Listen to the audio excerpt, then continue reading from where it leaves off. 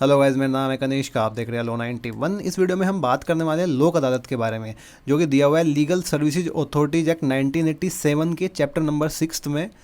और सेक्शन है 19 to 22, मतलब 19 से 22 चार सेक्शन है। बहुत छोटी सी वीडियो होने वाली है, जल्दी जल्दी कवर कर लेते हैं, ठीक है। उसके लिए पेन पेपर लेके बैठ जाओ, एक जल्दी जल्दी नोट डाउन करते जाओ, या फिर आराम से एक बारी शांति से वीडियो सुन लो। आराम से दोबारा देखने की जरूरत ही नहीं पड़ेगी और याद भी हो जाएगा।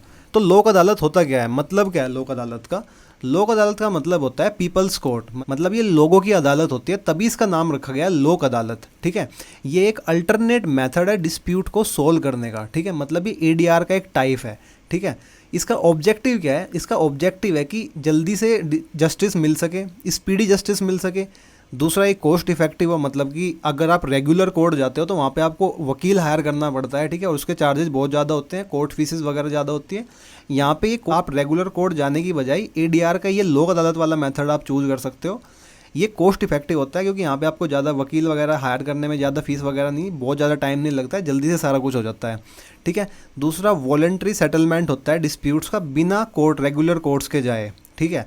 लीगल बेसिस की अगर मैं आपको बात करूँ तो लोक अदालत एस्टेब्लिश हुई थी under chapter 6 section 19 to 22 of legal services authorities act. ये एग्जाम में लिख देना, कहीं भी लोक अदालत दिखे तो नंबर अच्छे मिल जाएंगे, ठीक है। दूसरी बात, अगर आपका सब्जेक्ट आर्बिट्रेशन एंड कंसीलिएशन हुआ है तो उसमें आर्बिट्रेशन एंड कंसीलिएशन एक्ट मत लिख के आना लोक अदालत वाले क्वेश्चन में।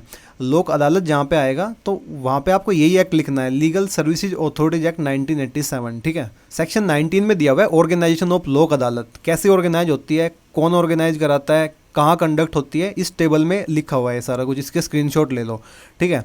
स्टेट लेवल की अगर मैं बात करूँ तो यहाँ SLSA इसको ऑर्गेनाइज कराता है, मतलब स्टेट लीगल सर्विसेज अथॉरिटी। कहाँ पे कंडक्ट होती है? हाई कोर्ट और डिस्ट्रिक्ट कोर्ट के प्रीमाइसिस में। डिस्ट्रिक्ट लेवल पे अगर मैं बात करूँ तो डिस्ट्रिक्ट लीगल सर्विसेज अथॉरिटीज़, मतलब DLSA इसको ऑर्गेनाइज कराती है। कहाँ पे होती है? डिस्ट्रिक्ट और सब डिविजनल कोर्ट्स में, ठीक है। तालुक लेवल पे तालुक लीगल सर्विसेज कमेटीज़ को ऑर्गेनाइज कराती है। कहाँ पे होती है? तालुक कोर्ट्स में, इसको तहसील भी बोलते हैं, आपको पता होगा, ठीक है। हाई कोर्ट लेवल पे high court legal services committees को ऑर्गेनाइज कराती है, हाई कोर्ट में कंडक्ट होती है, ठीक है। जब भी मैं आपको कुछ भी पढ़ाऊँ ना, अगर मैं यहाँ पे सेक्शन मेंशन किया है ना, तो एक साइड में ना बेयर एक्ट, दूसरी टैब में बेयर एक्ट खोल के ना उसमें एक बार सेक्शन को देख लिया करो। थोड़ी आपको लीगल लैंग्वेज जब पढ़ोगे ना तो लिखने में वहाँ पे आसानी होएगी, ठीक है। सुप्रीम कोर्ट लेवल की अगर मैं बात करूँ तो supreme court legal services committees को ऑर्गेनाइज कराती है। कहाँ पे कंडक्ट होती है? सुप्रीम कोर्ट में, ठीक है। जो ये अथॉरिटीज़ है ना, ये ऑर्गेनाइज करा सकती है लोक अदालत को किसी भी टाइम, किसी भी प्लेस पे और किसी भी एरिया के जुरिडिक्शन में जहाँ पे उनको ठीक लगता है, ठीक है। कंपोजिशन ऑफ लोक अदालत, मतलब हर एक लोक अदालत में जुडिशियल ऑफिसर्स होते हैं, या तो सर्विंग होते हैं या रिटायर्ड होते हैं। दूसरे पर्सन्स होते हैं जैसे कि सोशल वर्कर, एडवोकेट्स, एक्सपर्ट, जो अपॉइंट किए जाते हैं ऑर्गेनाइजिंग अथॉरिटी के द्वारा। ऑर्गेनाइजिंग अथॉरिटी हम पढ़ चुके हैं, ये सारी ऑर्गेनाइजिंग अथॉरिटीज होती हैं, ठीक है। जो मेंबर होते हैं वो एक्ट नहीं करते एज ए जज, ध्यान रखना, जो मेंबर होते हैं वो एक्ट करते हैं एज ए कंसिलिएटर, ठीक है। कॉग्निजेंस ऑफ केसेस बाय लोक अदालत सेक्शन 20 पढ़ते हैं। सेक्शन 20 में दिया हुआ है कॉग्निजेंस ऑफ केसेस का मतलब है कौन से टाइप के केसेस लोक अदालत में अलाउ होते हैं, ठीक है। यहाँ पे दो टाइप के केसेस अलाउ होते हैं। पहला तो है पेंडिंग केसेस, ठीक है। दूसरा pre litigation cases. Pending cases का मतलब है जो केसेस कोर्ट में है बट पेंडिंग है। प्री लिटिगेशन केसेस का मतलब होता है कि जो केसेस अभी तक कोर्ट में आए ही नहीं है, ठीक है, तो वो डायरेक्ट भी लोक अदालत जाके अपना डिस्प्यूट सोल्व करा सकते हैं पीसफुली, ठीक है।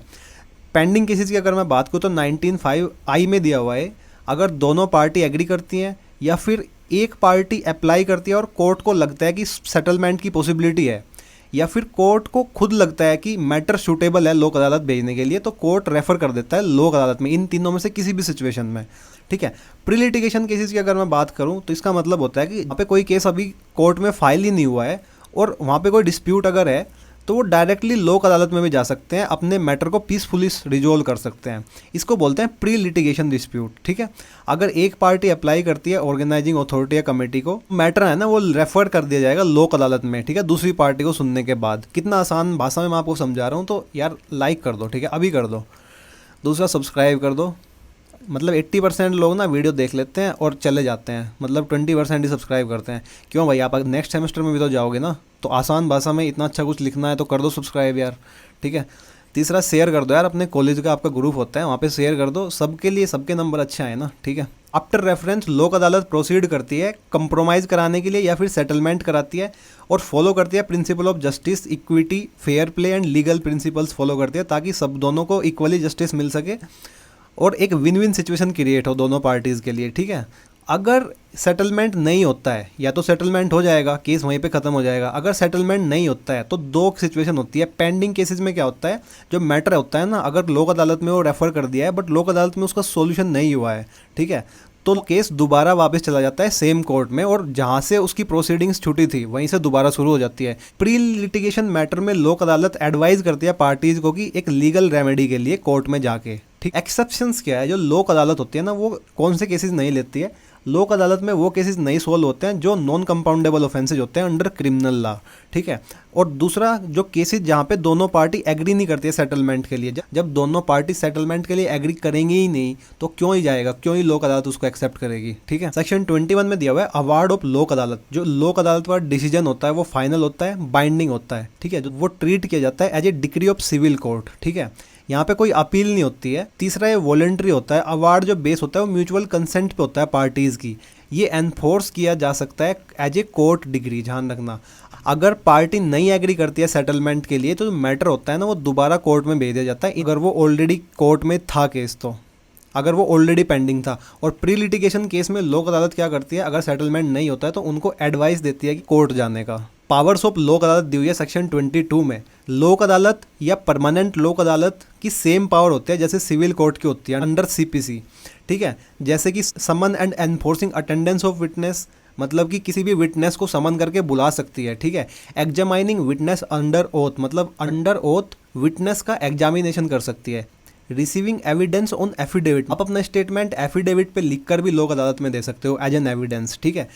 रिक्वेश्चनिंग पब्लिक रिकॉर्ड्स और डॉक्यूमेंट्स, मतलब कि जो कोई पब्लिक अथॉरिटी होती है उसको क्वेश्चन कर सकती है। जैसे कि कोई दो बंदे हैं, ए और बी, दोनों का एक घर पे डिस्प्यूट चल रहा है, ए कहता है ये घर मेरा है, बी कहता है ये घर मेरा है, तो लोक अदालत क्या कर सकती है, लोक अदालत जो आपकी म्यूनिसिपल कॉरपोरेशन होती है उसको बुला सकती है, उससे क्वेश्चन कर सकती है, उसको बोल सकती है कि डॉक्यूमेंट्स दिखाओ, रियल डॉक्यूमेंट से पता लग जाएगा कि ये घर असल में किसका है, ठीक है। Power to conduct conciliation proceedings, मतलब कि लोक अदालत के पास पावर होती है कंसीलिएशन प्रोसीडिंग को कंडक्ट कराने की।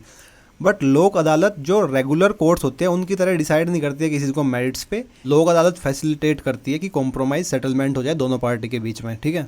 ये मैंने एग्जाम्पल लिखा हुआ है, अगर आपको ये पावर समझ में नहीं आई है, ठीक है, तो ये सुरेश का और रमेश का एग्जाम्पल लिखा हुआ है मैंने, इसको पढ़ लो, आराम से समझ में आ जाएगा, ठीक है। परमानेंट लोक अदालत दी हुई है सेक्शन 22B 22E में।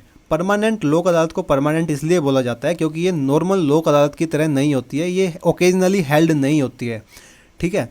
जो परमानेंट लोक अदालत होती है ये ऑल टाइम, मतलब हमेशा होती है, अवेलेबल होती है स्पेसिफिक टाइप ऑफ डिस्प्यूट सुनने के लिए। ये हर टाइप के डिस्प्यूट्स के लिए नहीं होती है, ठीक है। और वो डिस्प्यूट्स कौन कौन से होते हैं, जैसे कि पब्लिक यूटिलिटी सर्विसेज, जैसे कि ट्रांसपोर्ट, पोस्टल, टेलीकॉम और वाटर सप्लाई, ठीक है।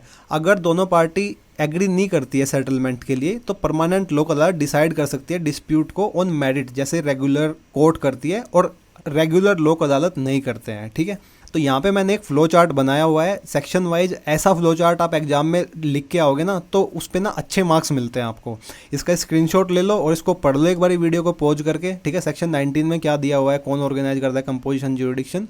सेक्शन 20 कॉग्निजेंस, 21 में अवार्ड ऑफ लोक अदालत और 22 में पावर ऑफ लोक अदालत, परमानेंट लोक अदालत और जुडिशियल स्टेटस उनका दिया हुआ है।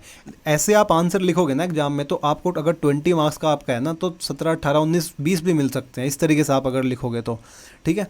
तो ये थी आज की वीडियो, आपको ये बहुत अच्छी लगी होगी और आपके लिए बहुत हेल्पफुल भी होगी, ठीक है। तो आपको अगर अच्छी लगे तो इसको ना लाइक कर दो, ठीक है।